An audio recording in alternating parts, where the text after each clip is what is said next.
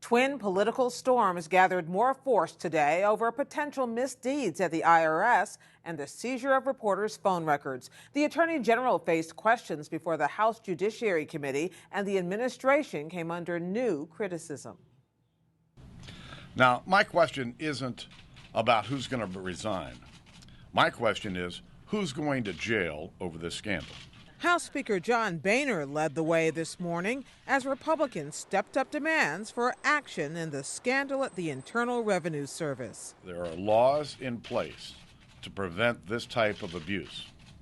Someone made a conscious decision to harass and to hold up these requests for tax-exempt status.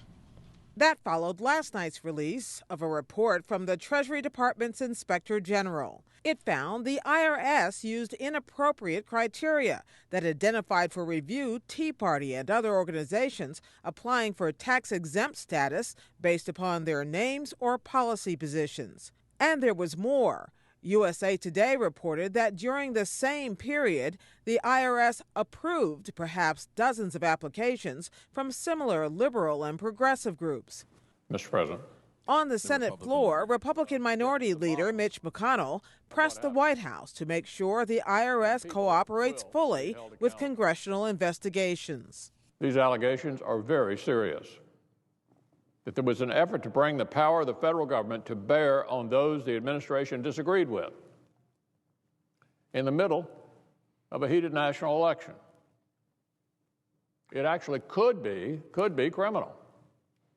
And we're determined to get the answers. McConnell and the other 44 Republicans in the Senate signed a letter to President Obama demanding full compliance. White House Press Secretary Jay Carney said today the president is committed to getting to the bottom of what happened. He expects people to be held accountable if they engaged in inappropriate activity, inappropriate conduct. He expects the Treasury Department and the IRS to take all the necessary actions to ensure that this kind of thing cannot happen again. Please rise. I will begin. Attorney General Eric Holder has already begun a criminal investigation into the IRS matter, but some lawmakers see larger patterns at work. Republican Congressman Steve Chabot of Ohio. I believe there's been a pattern by this administration in not taking responsibility for failures, avoiding blame, pointing the fingers in somebody else's direction. Would you agree with that? No. I thought you might say that.